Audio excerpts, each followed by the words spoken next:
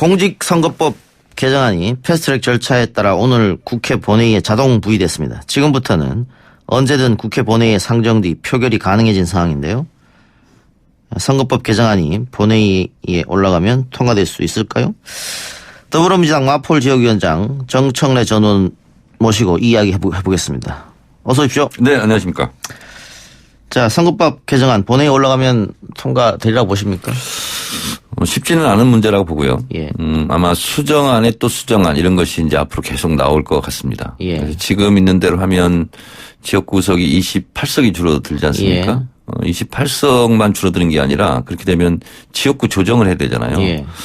거의 한 100개 지역구가 변동이 있을 것 같고요. 예. 그러면 현역 국회의원들이 내심 본인 제살 깎는 일을 하지는 않을 것 같고 그래서 수정안이 나올 텐데 그래서 벌써 이제 이게 나오는 것이 뭐 250대 50 예. 뭐 이런 안도 나오고 그러는데 청취자들의 설명을 드리면 연동형과 준연동형 있지 않습니까? 준연동형은 50%인데 만약에 A당이 10%를 얻는다. 그러면 의석이 30석이 돼야 된다는 뜻이거든요. 예. 그럼 지역구에서 한 석도 못 얻었다. 그럼 비례를 먼저 가져가는 거예요. 예. 그러니까 자유한국당 같은 경우는 반대할 수밖에 없죠. 근데 이게 뭐 지금 민주당에서는 지금부터라도 빨리 논의를 하자 입장입니다만은 자유한국당은 논의 자체를 할 생각이 없는 것 같거든요. 가뜩이나 자유한국당이 지금 총선 전망이 좀 어두운 상황 속에서 비례대표마저 본인들이 이제 빼앗긴다고 이렇게 생각을 하는 거죠. 예. 민주당 같은 경우는 지역구에서 선전할 가능성이 좀 있어 보이고 본인들은 지역구는 전망이 어둡기 때문에 그렇게 되면 본인들이 상당히 좀 의석수가 치명적인 타격을 받을 수밖에 없다. 예. 이렇게 인식을 해서 논의 자체를 거부를 할 것 같고 그리고 이제 자유한국당을 제외한 다른 정당 같은 경우는 민주당하고 입장차가 여러 가지 정책은 다르지만 이 부분은 또 이해를 같이 하고 있어요. 예. 민주평화당이나 바른미래당 같은 경우는 어쨌든 비례대표로라도 정당 투표로 한 석이라도 확보하는 것이 예상이 되고 있고 그렇기 때문에 본인들이 유리하다 이렇게 생각하죠. 그런데 자유한국당 제1야당이 극렬하게 반대를 하면 특히 선거법 같은 경우는 처리하기가 좀 어렵고 한 번 딱 있었습니다. 1988년도에. 그때 이제 소선거구제로 바꾸자 했을 예. 때 당시 민정당이었나요? 단독 날치기 처리를 했었죠. 그런 전례는 한 번 있습니다. 예. 그러면 선거법 개정안이 어려우면 지금 선거법대로 가는 거지 않습니까? 그렇습니다. 그렇게 되면은 자유한국당 다만 이제 지역구 조정이 좀 있는 것이요. 예를 들면 13만 대 27만이거든요. 하한선이 13만, 상한선이 27만 명인데 13만 명이 안 되는 지역 같은 경우는 이제 병합이 되는 거고요. 예. 그리고 27만이 넘는 데는 이제 또 분할을 해야 되는 거고요. 그런 미세 조정은 있겠죠. 선거법과 관계없이. 예. 네, 어쨌든 뭐 개정이 안 된다고 하면 정의당을 비롯한 다른 당에서는 또 발끈할 텐데 쉽게 풀 수 없는 문제인 것 같습니다. 만일 자유한국당이 계속해서 반대를 하면은 국회 본회의로 머릿수 숫자로 싸울 수밖에 없는 노릇 아닙니까? 그렇습니다. 그랬을 때 통과 가능성은 있겠느냐? 이제 바른미래당이 이제 변수인 것 같아요. 왜냐하면 뭐 물밑에서 어떻게 얘기되는지는 모르지만 자유한국당과 뭐 해체 모여를 할 가능성이 많지 않습니까? 그러면 자유한국당과 공조를 해야 되지 않습니까? 예. 그렇게 되면 지금 대한신당, 민주평화당, 정의당, 무소속하면 숫자는 빠듯하게 되는 것 같아요. 근데 그것도 좀 위죠. 그러니까요. 여당에서 숨은 반란표가 나올 수도 있고. 근데 기명투표인데 반란표가 나올까요? 뭐 그럴 수 있죠. 나올 가능성도 있다. 네. 자기 지역구가 만약에 없어진다고 그렇습니다. 하면 네. 그럴 가능성도 있죠. 근데 바른미래당 같은 경우에는 처음에 그 합의를 했다가 지금 유승민 개라고 표현하죠 쉽게. 네. 그쪽에서는 맞겠다 바꿨거든요 입장을. 왜냐하면 방금 말씀드린 대로 자유한국당과 보조를 같이 맞춰야 나중에 뭐 통합이든 뭐 이합집산이든 인수합병이든 해야 될 거 아니겠습니까? 예. 그래서 입장을 좀 바꾼 것은 그런 속내가 있는 것 같다라고 생각합니다. 예. 아직 자유한국당에서는 구체적 이야기가 나오지 않습니다만은 유승민 의원이 필리버스터로라도 맞겠다. 자유한국당이 한다면 우리가 도와주겠다. 이런 이야기를 밝혔는데. 뭐 가능한 수단 왜냐하면 지금 패스트트랙 과정에서 지금 한 60명이 지금 수사를 받고 기소 뭐 직전에 있는 것 같은데 또다시 몸으로 막을 수는 없고 합법적인 의사진행 방해 필리버스터를 뭐 대안으로 생각하고는 있을 수 있다 이렇게 생각합니다. 예. 근데 이게 현실적 대안이 과연 될 수 있느냐 이렇게 해서 막아지겠느냐. 쉽지는 않습니다. 제가 필리버스터 11시간 39분 예. 해봤는데 힘들어요. 예. 그리고 진정성이 없으면 그렇게 시간을 오래 끌면서 할 수가 없거든요. 정기국회 끝나면 임시국회 소집해서 다시 하면은. 뭐 그래서 하여튼 계속 필리버스터를 해야 되는데 할 수 있겠나 이런 생각이 들어요. 그러니까요. 예. 홍준표 전 대표가 공수처는 내주고 선거법 막자. 이게 중재안인데.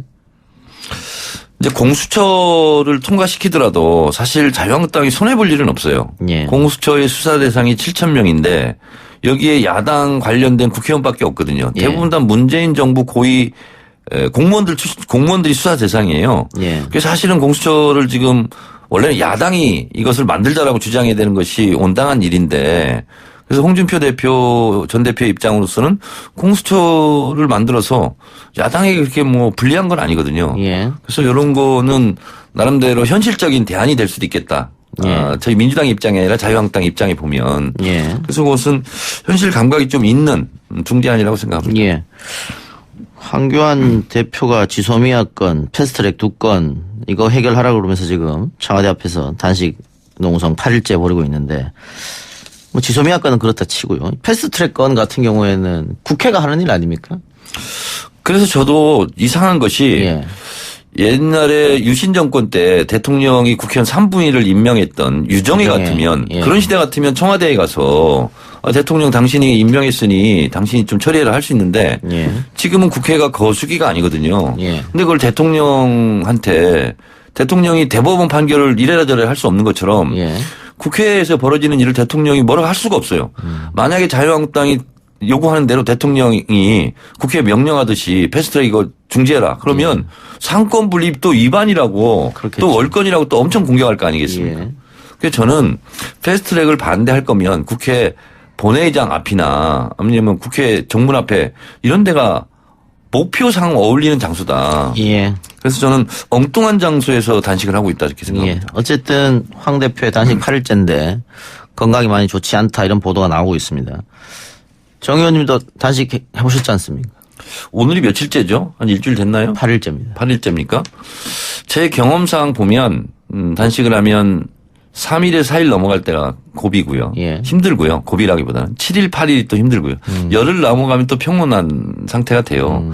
근데 제가 봐도 물론 단식하느라고 굉장히 고생하고 단식하는 분께 좀 나쁜 말 하고 싶지는 않지만 좀 오버하는 것 같아요. 왜냐하면 황교안 대표는 이제 힘들겠지만 주변에서 오버하는 것 같아요. 뭐 안경테를 들어올릴 힘도 없다라든가 5일부터 건강 이상설 나오고 하는 것은 단식을 해본 사람이 입장에서 보면 좀 저건 아닌데 이런 생각이 들어요. 며칠 하셨죠? 저는 만 24일 했습니다. 24일. 25일째 그만뒀습니다. 예. 유민 아빠 같은 경우에는 45일, 46일 했습니다. 46일. 네. 예.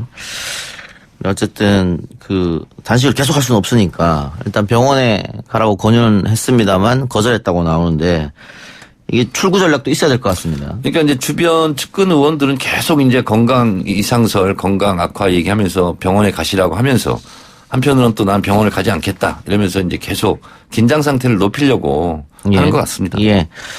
황 대표가 왜 단식을 하는지 잘 모르겠다. 지금 여론조사를 보면 납득하느냐? 예, 7명이 납득하지 못한다고 대답하고 있거든요. MBC 여론조사상 그렇게 나와 있거든요. 그리고 특히 중도층에서 더 심하게 나타나는데. 그러니까 단식은 예를 들면 YS의 23일간 단식이라든가 김대중 대통령의 지방자치제도 쟁취를 위해서 13일간 단식한 이런 거 국민들이 명확하거든요. 목표가. 예, 무엇 때문에 단식을 하는지. 그렇죠. 그리고 단식하는 것을 이해하고 공감하고 이런 거거든요.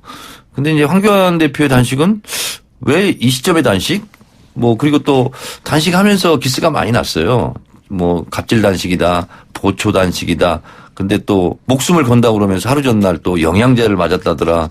그러면서 사실상 처음 단식 시작하면서부터 국민들의 공감을 불러일으키는 어려웠고 그리고 또 성공한 단식은 아닐 것 같습니다. 예. 몇몇 평론가들의 이야기는 황교안 대표가 그동안 리더십이 부족하다. 전략적 판단이 약하다. 심지어는 조중동을 비롯한 보수 언론으로부터 공격당했었거든요. 당 내에서도 그런 얘기 있었고. 그래서 그런 위기를 타개하기 위해서 단식을 한 게 아니냐 이런 주장도 하고 있어요. 저도 그렇게 생각합니다. 나라의 위기를 구하려고 한 것이 아니라 황교안 본인의 위기를 구하기 위해서 단식을 한 거 아니냐. 또 단식을 하니까 또 단식하고 고생하는 분 앞에서 뭐 또 이러저런 비판 얘기는 못 할 거 아닙니까? 당장 자유한국당 당내에서 황교안 불가론이라든가 황교안 비판을 했던 부분은 이제 잠잠해졌죠. 그 부분만큼은 성공한 것 같습니다. 알겠습니다. 의원님도 재선 의원이고 그런데 이번 국회가 최악이다 이런 평가가 많이 있는 것 같아요. 특히 뭐 무쟁점 법안까지도 통과가 안 되니까 특히 또 서민들 민생 입법 이런 게 안 되니까 최악의 국회다라고 하는. 최악의 국회는 항상 언론이 회기가 끝날 때마다 하는 얘기라서 뭐 전 다 동의하기는 어렵지만 근데 분명한 것은 제가 봐도 최악의 국회인 것만은 분명해 보여요. 예. 본회의에서 표결 처리한 것이 7, 8일? 그 정도밖에 안 된다는 거 아닙니까 지금? 다 보이콧하고. 그러면 실제로 국회의원의 가장 큰 임무가 법 개정이잖아요. 법 예. 통과잖아요. 그게 본회의 의결이지 않습니까? 예. 그거를 4년 내내 열흘도 못했다 한 것은 찾아보기 힘든 사례입니다. 최악의 국회는 맞는 것 같아요. 다음 달 또 예산안 법정 기한 날이 있는데 이것도 이번 넘기겠네요. 그걸 넘기면 정부에서 가져온 원안으로 그냥 예. 통과되게 돼 있어요. 예, 예. 그래서 그렇게 하면 야당은 자기들이 주장했던 감액이나 증액 이것이 무의로 끝나는 거거든요. 법상 그렇게 돼 있습니다. 예. 행정부 안대로 그냥 가는 거예요. 예. 그러기는 쉽지 않을 것 같습니다. 쉽지 않을 것이다. 알겠습니다. 다른 이야기 해보죠. 한아세안 특별 정상회의 오늘까지가 일정인데요. 한 메콩 정상회의가 오늘 열렸습니다. 문재인 대통령이 한강 메콩강 선언을 통해서 경제 협력을 넘어 사람 중심의 평화와 번영의 동반자로 가는 이정표가 될 것이다 이렇게 얘기했는데 어떻게 평가하십니까? 한 메콩 그러니까 이게 뭐지 이렇게 궁금하신 분이 있을 텐데 메콩강이 흐르는 나라 5개 예. 나라 태국, 베트남, 라오스, 캄보디아 이런 나라들과 이제 정상회의를 한 건데요. 제가 통계를 보니까 지난해 교역이 이 5개 국가 845억 달러랍니다. 예. 그러니까 우리가 6천억 달러라고 계산해 보면 무시할 수 없는 교역량이고요. 예. 우리도 37억 달러 이 정도를 뭐 투자를 38억 달러 이렇게 투자를 했다는 거예요. 그래서 8년간 2.4배 교역량이 늘었다는 건데 무역의 다변화 뭐 이런 것은 필요하고 그래서 저는 아주 잘한 일이다 이렇게 생각하고 어쨌든 아시아 국가가 또 인구가 상당히 많이 있고 그렇죠. 그래서 우리의 상품 판매처 그래서 무역의 활성화 측면에서는 굉장히 잘한 것 같아요. 예. 무역 다변화 측면도 있고 말이죠. 네. 알겠습니다. 성공리에 끝나지 않을까 그런 생각이 들고 자유한국당 나경원 원내대표가 지난번 미국을 방문했을 때 미국 쪽에다가 내년 4월이 한국에 총선이 있으니까 그전에는 북미 정상회담을 열지 말아 달라. 이렇게 지난 여름에도 한번 얘기했고 이번에도 또 한번 얘기했다고 하거든요. 이거 어떻게 봐야 될까요? 저는 언뜻 드는 생각이 네. 신북풍 아닌가? 이런 생각이 좀 들어요. 뭐 예전에 총선 때 우리 선거를 위해서 뭐 총 쏴달라 하고 북한에 요구했던 것처럼 미국에 가서 국가의 이익과 관련된 일을 예. 그리고 민족의 이익과 관련된 일을 자신들의 자유한국당의 이익을 위해서 참아달라. 이렇게 얘기한 것은 반국익적이다. 우선 그런 생각이 듭니다. 매우 적절하지 못했다 이렇게 봅니다. 미국이 이 요구를 들어줄까요? 어떻게 보세요? 저는 그냥 한 귀로 듣고 한 귀로 흘릴 것 같습니다. 예. 뭐 자유한국당 나경원 원내대표가 얘기했다고 해서 할 걸 안 한다. 그건 예. 상상할 수가 없는 거고 예. 안 하니만 못한 발언이 된 거죠. 북미 정상회담은 이 세계 평화로 가는 또 첫걸음일 수도 있는데 그렇습니다. 한국에 총선이 있으니까는 하지 말아달라. 너무 정치적 계산이 아닌가 싶어서 한번 질문 드려봤어요. 네. 자, 그런데 지금 김정은 국무위원장이 지난 23일 날 창린도 부대를 방문해서 해안포를 한번 쏴봐라 이렇게 했단 말이죠. 쏴봐라. 예. 북미 정상회담을 앞두고 긴장 상태를 최고조로 좀 올린 것 같고 예. 또 우리 대한민국 정부를 향해서는 좀 제대로 할 일을 해라. 예. 이렇게 이제 압박용인 것 같아요. 예. 그리고 어쨌든 우리는 9.19 합의를 위반한 거 아니냐 항의를 했고. 하고 있죠. 예. 항의할 것을 예상하고 했겠죠. 예. 뭐 계산 다 했을 것 같고. 그리고 이제 지금 아마 이제 1월 1일 김정은 신년사 준비 기간에 들어갔을 것 같거든요. 예. 그러면서 이제 본인들이 이제 굉장히 뭐 자주성, 주체성 이런 것을 강조하는 그런 국면을 만들고 그런 부분도 신년사에 좀 담을 것으로 그렇게 예상을 합니다. 전문가들도 그렇고 정전 의원도 12월 중에는 북미가 만나지 않겠느냐 얘기했는데 좀 어두워 보여요. 전망이. 그렇지 않습니다. 괜찮습니까 아직? 2017년 11월 29일 날 ICBM 발사했거든요. 예. 그리고 한 달 후에 김정은 신년사가 화해 정책이 나왔거든요. 한 달이면 전 충분한 충분히 것 같아요. 가능성이 네. 있다. 네. 예. 어쨌든 정상회담 하려면 실무회담 먼저 해야 되니까. 그렇습니다. 그러면 정상회담은 내년으로 넘어갈 수밖에 없네요. 뭐 저는 연말 연시가 되지 않을까 이렇게 조심스럽게 예측을 하는데 지금 이제 톱다운 방식으로 하기 때문에 예. 실무회담에서 하다 보면 실무회담에서 합의하는 것 때문에 깨져가지고 정상회담을 못하건 이렇게 할 수 있거든요. 예. 그래서 대략적으로 윤곽만 잡아놓고 두 정상 간에 알아서 하시오.